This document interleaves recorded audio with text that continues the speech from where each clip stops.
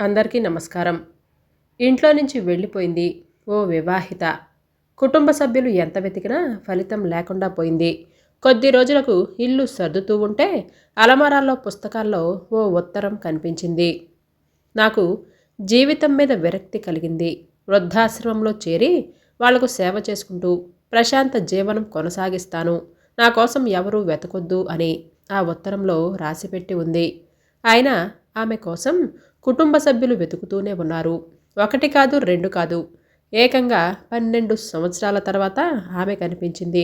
అది కూడా మరో వ్యక్తికి భార్యగా.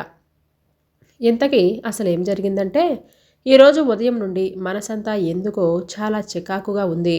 ఇది అని స్పష్టంగా చెప్పలేని విచిత్ర పరిస్థితి. ఆఫీస్కి వెళ్ళాను అనే కానీ పని మీద శ్రద్ధ పెట్టలేకపోయాను. పర్మిషన్ తీసుకొని 5 గంటలకల్లా ఇంటికొచ్చాను. కాఫీ తాగితే కాస్త ఫ్రెష్గా ఉంటుంది అని అనుకుని కాఫీ కలుపుకోవటానికి కిచెన్లోకి వెళ్ళాను.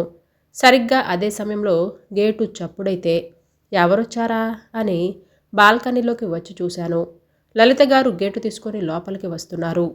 లలిత గారు మా ఫ్యామిలీ ఫ్రెండ్, రెండో వీధిలో అవతల ఇల్లు. రండి అని లోపలికి ఆహ్వానించాను. బాగున్నారా? ఇప్పుడే ఆఫీస్ నుంచి వచ్చినట్లుగా ఉన్నారు. ఇప్పుడు నేను రావటం మీకు ఇబ్బంది ఏమీ లేదు కదా అని అంటూ సోఫాలో కూర్చున్నారు. అయ్యో, అదేం మాట! అసలు మీరు రావటమే అరుదు. చెప్పండి, ఎలా ఉన్నారు? అమ్మగారు నాన్నగారు బాగున్నారా అని అడిగాను. ఆ, అందరూ బాగున్నారు. అమ్మ కూడా రోజు మీ గురించి అడుగుతున్నారు. మీరు మా ఇంటికి వచ్చి 10 రోజులు దాటింది కదా. అమ్మ మిమ్మల్ని ఒకటే కలవరిస్తుంది. ఆఫీస్ పని ఒత్తిడి వలన రాలేకపోతున్నారేమో లెమ్మ. నేను వెళ్ళొకసారి కలిసి వస్తాలే అని ఇటొచ్చాను అని అన్నారు లలిత గారు. ఉండండి, కాఫీ తాగుతూ మాట్లాడుకుందాం అని కిచెన్లోకి వెళ్ళాను. కంగారేమీ లేదులేండి, కాసేపు కూర్చుంటాను. మీకేదైనా పని ఉంటే చూసుకోండి అని అన్నారు లలిత గారు. కాఫీ కలుపుతూ ఆమె గురించే ఆలోచించటం మొదలుపెట్టాను. సాధారణంగా ఆవిడ ఈ సమయంలో రారు. లలిత గారికి ఎన్నో బాధ్యతలు, ఊపిరి సలపనంత పని, ఒత్తిడి కూడా. దానికి ఒక కారణం ఉంది. తన సంసార బాధ్యతలే కాక కొడుకులు లేని ఆమె తల్లిదండ్రులను కూడా ఆవిడే బాధ్యతగా చూసుకుంటుంది. వారు కూడా లలిత గారి ఇంటి పక్కనే ఉంటారు. తీరికగా కబుర్లు చెప్పే సమయమే ఆమెకు అస్సలు ఉండదు. అలాంటి మనిషి ఈ సమయంలో ఎందుకొచ్చారు? ఏమై ఉంటుంది? ఖచ్చితంగా చాలా ముఖ్యమైన విషయమే అయి ఉంటుంది. ఆలోచిస్తూనే కాఫీ కలిపి తనకి ఒక కప్పు ఇచ్చి నేనొకటి తీసుకుని కబుర్లలో పడ్డాము. నాకు ఆఫీస్లో పని ఎక్కువగా ఉంటుందండి. ఇంటికొచ్చేసరికి రాత్రి 7 గంటలు దాటిపోతుంది. ఈరోజు పర్మిషన్ తీసుకొని ఇంటికి త్వరగా వచ్చాను. అందుకే అమ్మని కలవటానికి కూడా వీలు కావటం లేదు అని అన్నాను. అవునులేండి, మీ బిజీ మీది.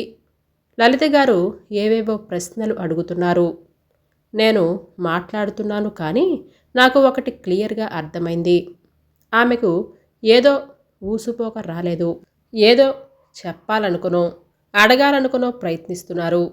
అనుకున్నట్లుగానే కాసేపటికి సడన్గా సీతను కలిసి ఎన్నాళ్ళైంది, ఎక్కడైనా ప్రోగ్రాం ఉందని, ఇంకా వేరే ఏదైనా విషయం కానీ చెప్పిందా అని అడిగారు. సీత లలిత గారి చెల్లెలు. ఆమె వృత్తి మ్యూజిక్ టీచర్. నాకు మంచి స్నేహితురాలు. ఇద్దరం కలిసి అడపాదడపా భక్తి సంగీత కార్యక్రమాలు చేస్తూ ఉంటాం. సుమారుగా 2 వారాల క్రితం కలిసింది. రాజమండ్రిలో ఏదో ప్రోగ్రాం ఉందని, తన శిష్యులతో కలిసి వెళుతున్నాను అని, తిరిగొచ్చేసరికి 10 రోజులు పడుతుంది అని చెప్పింది. నేనే తనకి ఫోన్ చేద్దాం అని అనుకుంటున్నాను. వచ్చిందా రాలేదా అని. ఇంతకీ ఏం జరిగింది అని అన్నాను. లేదండి, అంతా అబద్ధం. ప్రోగ్రాం లేదు, ఏమీ లేదు. నిన్న అలమరాలో పుస్తకాలు సర్దుతుంటే ఈ ఉత్తరం కనిపించింది అని అంటూ పర్సులో నుంచి ఒక ఉత్తరం తీసిచ్చారు. జీవితం మీద విరక్తి కలిగిందని, వృద్ధాశ్రమంలో చేరి వాళ్ళకి సేవ చేసుకుంటూ ప్రశాంతంగా జీవితాన్ని గడపాలని ఇంట్లో నుంచి వెళ్ళిపోతున్నాను అని, ఎవరు తన కోసం వెతకవద్దని అందులోని సారాంశం. నేను ఆ ఉత్తరం చదివి ఒక్కసారిగా ఆశ్చర్యపోయాను. మైండ్ బ్లాక్ అయింది. అసలు ఊహించని సంఘటన ఇది. ఉదయం నుండి నాలో కలిగిన అలజడికి కారణం ఇప్పుడు అర్థమైంది నాకు. అసలేమైంది? సీత ఎందుకిలా చేసింది? అంత వైరాగ్యం ఎందుకు కలిగింది? ఏం మాట్లాడాలో అర్థం కాక అలాగే కూర్చుండిపోయాను. అమ్మని నాన్నని ఎలా ఓదార్చాలో అర్థం కావటం లేదు. మగవాళ్ళు కాబట్టి నాన్నగారు ధైర్యంగానే ఉన్నట్లుగా నటిస్తున్నారు. కానీ అమ్మ గుండె జబ్బు మనిషి కదా. నిన్నట్నుంచి ఏమీ తినకుండా ఒకటే ఏడుపు. సమయానికి మా వారు కూడా లేరు, క్యాంపుకు వెళ్ళారు. అయినా ఆయన సంగతి మీకు తెలిసిందే కదా. అందుకే మీ సలహా కోసం వచ్చాను. అదీ కాక సీత మీరు మంచి ఫ్రెండ్స్ కదా. మీతో ఏమైనా చెప్పిందా? మీకేమైనా తెలిసేమో కనుక్కొని ఏం చేయమంటారో సలహా కోసం వచ్చాను. మీకంటే మీ వారికంటే మాకు ఆప్తులు ఎవరున్నారు అని అంటూ గంభీరంగా ఉండే లలిత గారు అలా బేలగా మాట్లాడుతుంటే ఏం మాట్లాడాలో అర్థం కాలేదు. అదే సమయంలో మా వారు కూడా క్యాంపు నుండి వచ్చారు. లలిత గారిని చూసి బాగున్నారా అని పలకరించారు. మా మధ్య గంభీరంగా ఉన్న వాతావరణాన్ని చూసి నా వైపు ప్రశ్నార్థకంగా చూశారు. నేను మాట్లాడకుండా ఉత్తరం తీసిచ్చాను. మా వారు తాపీగా చదివారు. కొన్ని క్షణాలు మేము ముగ్గురం మౌనంగా కూర్చొని ఉన్నాం. కాసేపటికి మావారే తేరుకొని ఇంట్లో ఏమైనా గొడవ జరిగిందా అని అడిగారు. గొడవేమీ లేదండి. తన స్వేచ్ఛకు మేమెప్పుడూ అడ్డు చెప్పలేదు. అయితే ఈ మధ్య వృద్ధాశ్రమంలో చేరి వాళ్లకు సేవ చేసుకుంటూ నా శేష జీవితం గడుపుతాను అని తరచుగా అంటూ ఉండేది. ఏదో జోక్ అనుకున్నాను కానీ నిజంగానే అంత పని చేస్తుంది అని ఊహించలేదు. కళ్ళల్లో నీళ్లు తిరుగుతుంటే ఆపుకోవటానికి ప్రయత్నిస్తూ అన్నారు. అయినా సీత వయస్సు వృద్ధాశ్రమంలో చేరే వయసు కూడా కాదు కదా. లేకపోతే వేరే ఎక్కడికైనా వెళ్ళిందా? సర్లేండి, మన ప్రయత్నం మనం చేద్దాం. మీరు ధైర్యంగా ఉండండి. అమ్మా నాన్నలకి కూడా ధైర్యం చెప్పండి. రేపు నేను తను వచ్చి కలుస్తామని చెప్పండి అని అన్నారు. మా వారు సరేనని లలిత గారు వాళ్ళ ఇంటికి వెళ్ళిపోయారు. సీత వాళ్ళ నాన్న సుబ్రహ్మణ్యేశ్వర స్వామి. గుంటూరు జిల్లాలో ఓ చిన్న పల్లెటూరు. సీత తల్లి తులసమ్మ, పెద్దమ్మాయి పేరు లలిత, రెండో అమ్మాయి సీత. వివాహాలు, ఉపనయనాలు, గృహప్రవేశాలు తదితర వైదికాలే అతని ఉపాధి. మరీ అంత స్థితిమంతులు ఏమీ కాదు. తిండికి బట్టకు లోటు లేదు. పిల్లలిద్దరికీ డిగ్రీ వరకు చదువు చెప్పించారు. సీత సంగీతంలో డిప్లొమా చేసింది. చాలా సంప్రదాయంగా పద్ధతిగా పెంచారు. లలితను సెంట్రల్ గవర్నమెంట్ ఉద్యోగికిచ్చి వివాహం చేశారు. అతనిది హైదరాబాద్. మా వారి కొలీగ్. మేము వాళ్ళు ఒకే కాలనీలో ఇల్లు కట్టుకున్నాం. ఒకే ఆఫీస్, ఒకే కాలనీ కావటంతో మా మధ్య గట్టి స్నేహబంధం ఏర్పడింది. ఇక రెండో అమ్మాయి సీత. వివాహ సమయంలో శాస్త్రి గారు చాలా మోసపోయారు. కాలేజీ లెక్చరర్ అని అనుకుని వివాహం చేశారు. కానీ అతనికి ఏ డిగ్రీలు లేకపోగా పచ్చి తాగుబోతూ శాడిస్ట్. అతనికి లేని శాడిజం లేదు. అతని శాడిజానికి సాక్షిగా సీత ఒంటి మీద వాడు సిగరెట్తో కాల్చిన గుర్తులే. శాస్త్రి గారు పెద్ద మనుషుల ద్వారా మంచి మాటలతో అతనిని మార్చాలి అని చూశారు. కానీ ఫలితం శూన్యం. వాడికి సపోర్ట్ వాడి తల్లి, అక్క. ఈ పరిస్థితులలోనే సీత ఒక పిల్లవాడికి తల్లయింది. ఆ పిల్లవాడిని చూసుకొని ఆనందపడే అదృష్టం కూడా సీతకు లేకుండా పోయింది. అత్తగారు కనీసం ఆ పిల్లాడి ఆలనా పాలన కూడా చూడనివ్వకపోగా సీతను దగ్గరికి కూడా రానిచ్చేది కాదు. ఆ పిల్లవాడు కన్నతల్లిని కనీసం అమ్మా అని కూడా పిలిచేవాడు కాదు.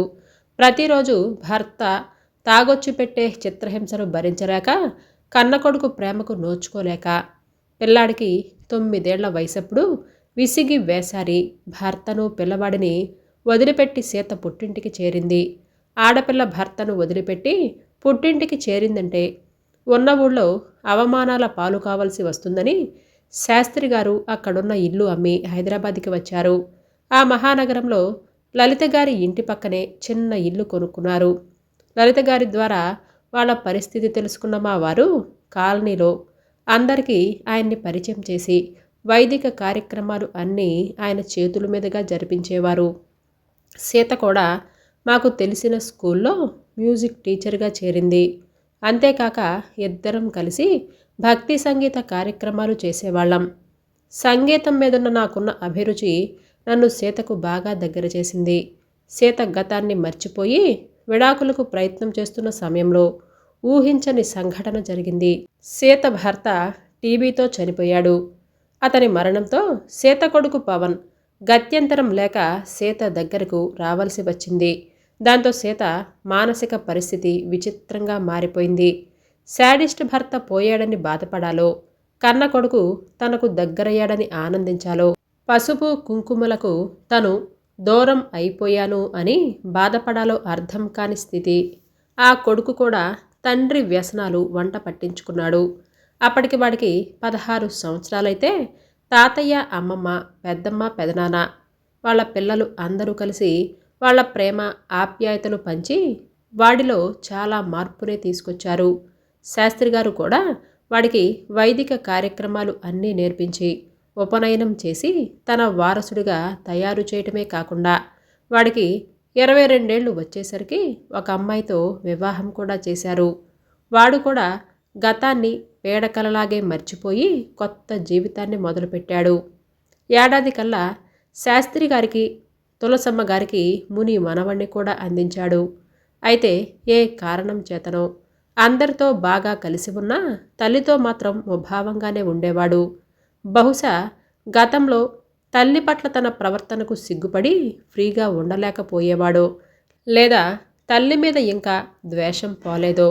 ఇదంతా సీత గతం. ఇప్పుడు అందరూ ఆనందంగా ఉంటున్నారు. అందరూ ఆనందంగా ఉన్న సమయంలో ఇదొక షాకింగ్ న్యూస్. సీత గురించిన ఆలోచనలతో ఆ రాత్రి నాకు నిద్ర పట్టలేదు. మరుసటి రోజు నేను మా వారు శాస్త్రి గారి ఇంటికి వెళ్ళాం. ఆ వృద్ధ దంపతులను చూస్తుంటే గుండె చెరువైపోయింది. సీత ఆచూకీ తెలుస్తుందిలేండి, మీరు ధైర్యంగా ఉండండి అని చెప్పి వచ్చేశాం. ఆ తర్వాత మావారు లలిత భర్త ఎన్నో వృద్ధాశ్రమాలు, వర్కింగ్ ఉమెన్స్ హాస్టల్స్లను సంప్రదించి సీత ఆచూకీ కోసం చాలా ప్రయత్నాలు చేశారు. కానీ ఏమీ ఫలించలేదు. పోనీ పేపర్ ప్రకటన ఇద్దామనుకుంటే ఇంటి పరువు పోతుందని ఆ ప్రయత్నాన్నే విరమించుకున్నారు. కాలం ఎవరి కోసమూ ఆగదు కదా. చూస్తూ ఉండగానే పుష్కర కాలం గడిచిపోయింది. శాస్త్రి గారు, తులసమ్మ గారు సీతను మాత్రం మర్చిపోలేదు. కానీ దైనందిక జీవితానికి అలవాటు పడ్డారు. లలిత గారి భర్త చనిపోవటం, వాళ్ళ పిల్లలు వేరే ప్రాంతాలకు ఉద్యోగరీత్యా బదిలీపై వెళ్ళటం వలన లలిత గారు తల్లిదండ్రుల దగ్గరే ఉంటున్నారు. ఒక కూతురు ఇల్లు విడిచి వెళ్ళిపోవటం, ఇంకొక కూతురు వైధవ్యంతో వారి కళ్ళ ముందే ఉండటంతో ఆ వృద్ధ దంపతుల జీవితం ఒక శాపంలా మారిపోయింది. ఈలోగా సీత శ్రీశైలం, ఒంగోలు, తిరుపతి, బెంగళూరులలో ప్రోగ్రామ్స్ ఇస్తూ కొంతమంది తెలిసిన వాళ్ళకి, బంధువులకు కనిపించింది. వాళ్ళిచ్చిన సమాచారంతో లలిత గారు పిల్లలు పవన్ అక్కడికి వెళ్లేలోగా ఆ ప్రదేశం నుంచి వెళ్ళిపోయింది. అక్కడ నిర్వాహకులకు కూడా సరైన చిరునామా, ఫోన్ నెంబర్ ఇచ్చేది కాదు. కొంతమంది జీవితాలే కథలు. సీతది కూడా అలాంటి కథే. ఆ కుటుంబానికి ఓ విషాద గాథ. ఈలోపు ఒక పిడుగులాంటి వార్త ఆ కుటుంబాన్ని తట్టుకోలేకుండా చేసింది. పవన్కి క్యాన్సర్. 1 నెల రోజుల కంటే ఎక్కువ కాలం బతకడు. ఈ విషయం తెలియగానే శాస్త్రి గారి ఇంటికి వెళ్ళాను.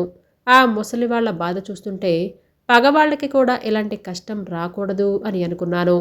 ఇక పవన్ అయితే, ఆంటీ, అమ్మకు నేను చాలా ద్రోహం చేశాను. అందుకే భగవంతుడు నాకు ఈ శిక్ష వేశాడు. అమ్మను ఒకసారి చూడాలని ఉంది. అమ్మొస్తే నా కన్నీళ్లతో అమ్మ పాదాలు కడిగి నా భార్య, కొడుకుని అమ్మ చేతుల్లో పెట్టి నేను కన్ను మూస్తాను అని అంటుంటే ఎవరో గుండెల్ని పిండేసినట్లుగా అయిపోయింది. అన్ని వార్తాపత్రికలలో ప్రకటన ఇచ్చారు. కానీ ఫలితం శూన్యం. అసలు రాష్ట్రంలో ఉందో, వేరే ఎక్కడైనా ఉందో మరి. మా ఆడపడుచు వాళ్ళు బెంగళూరులో కొత్తగా ఇల్లు కట్టుకున్నారు. గృహప్రవేశం అంటే నేను మా వారు వెళ్ళాం. ఆ మర్నాడు సాయంత్రం అక్కడికి దగ్గరలో లక్ష్మీ నారాయణస్వామి ఆలయం ఉంటే ఒకసారి దర్శనం చేసుకొని వద్దాము అని అక్కడికి బయలుదేరి వెళ్ళాము. ఆ సమయంలో స్వామివారి బ్రహ్మోత్సవాలు జరుగుతున్నాయి. ఆలయం వెలుపల శ్రీమతి జానకి రఘురాం గాత్ర కచేరీ అని బ్యానర్ కట్టి ఉంది. లోపలికి వెళ్ళి చూడగానే కలో నిజమో అర్థం కాలేదు. జానకి ఎవరో కాదు సీత, రఘురాం ఎవరో కాదు. మేము ప్రోగ్రామ్స్ ఇస్తున్నప్పుడు వయోలిన్ సహకారం అందించిన ఆయనే. భగవంతుడు పవన్ మొరను ఆలకించినట్లుగా ఉన్నాడు. లేదంటే 12 సంవత్సరాల పాటు దాగుడు మూతలు ఆడిన సీత ఈరోజు కనపడటమేమిటి? కార్యక్రమం జరుగుతూ ఉంది. ఒక పక్కగా సీత కంటపడకుండా కూర్చున్నాం. సీతలో మార్పు స్పష్టంగా తెలుస్తుంది. మెడలో మంగళసూత్రాలు, నల్లపూసలు, నుదుట కుంకుమ, తలలో పూలు చెబుతున్నాయి సీత స్థితిని. అయితే ఈమె భర్త రఘురామేనా? సందేహ నివృత్తి కోసం తన పక్కనే ఉన్న ఎవరినో అడిగాను. అవును అని చెప్పారు. ప్రోగ్రాం అయిపోయింది. మెల్లగా సీత దగ్గరికి వెళ్ళాను.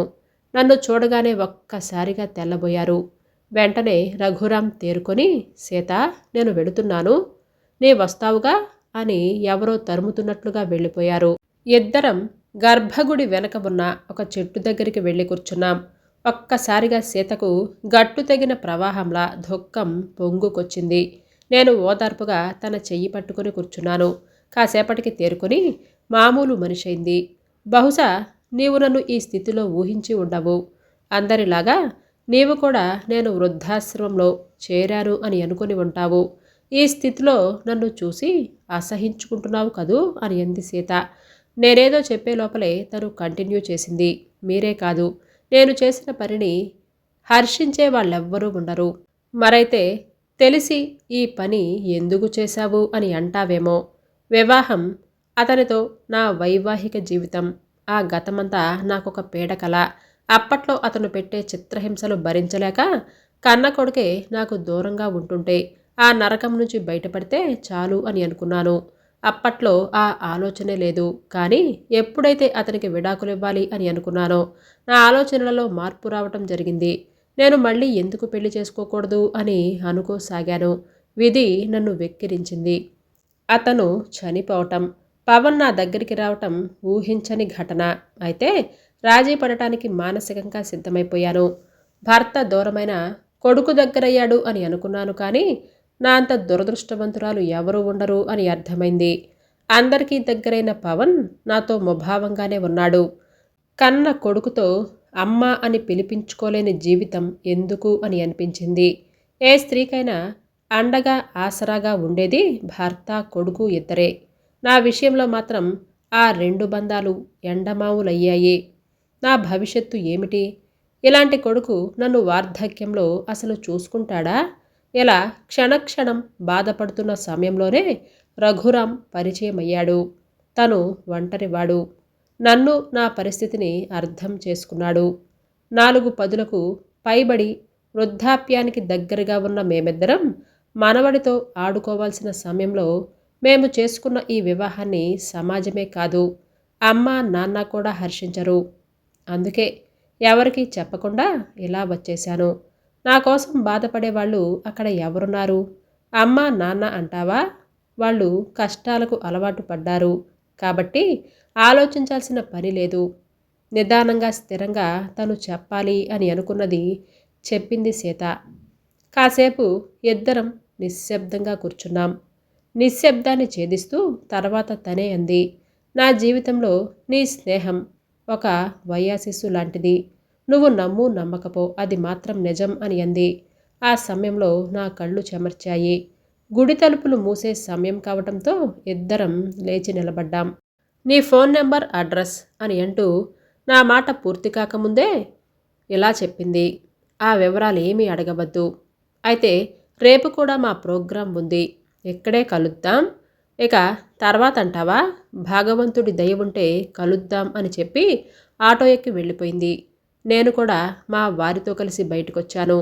సీత నాతో మాట్లాడుతున్నప్పుడు మా వారు ఆలయ మండపంలో కూర్చొని ఉన్నారు. ఇంటికి వెళుతున్నప్పుడు తనతో మొత్తం చెప్పాను. నాకు ఒక సమస్య ఎదురైంది. పవన్ సమస్య. సీతకు చెప్పాలా వద్దా? సీత వాలకం చూస్తుంటే పవన్ సంగతి తెలిసినా వాడిని చూడటానికి వస్తుంది అనేది సందేహమే. చెప్పకపోతే పవన్కి ద్రోహం చేసిన దాన్ని అవుతానేమో. నా ఆలోచనలు గ్రహించినట్లుగా మా వారిలా అన్నారు. పవన్ పరిస్థితి సీతకు చెప్పకపోతే ఎలా? చెప్పటమే మంచిది అని సలహా ఇచ్చాడు. ఆ మరుసటి రోజు సీతను కలిసి జరిగిన విషయాన్ని మొత్తం వివరించి చెప్పాను. పవన్కి క్యాన్సర్ గురించి అన్ని విషయాలు వివరంగా చెప్పింది.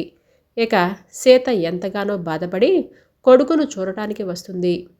కొడుకు తల్లిని చూడగానే ఆమె కాళ్లపై పడి కన్నీళ్లతో కాళ్ళని కడుగుతాడు. ఆ తర్వాత తన భార్య పిల్లలని ఆమె చేతిలో పెట్టి కన్నుమూస్తాడు. హాయ్ అండి, ఈ కథ మీకు నచ్చిందా అండి? అయితే లైక్ చేయడం, సబ్స్క్రైబ్ చేయడం, షేర్ చేయడం మర్చిపోవద్దు. రేపు మరలా సరికొత్త వీడియోతో మీ ముందుకు వచ్చేస్తాను. అంతవరకు బాయ్.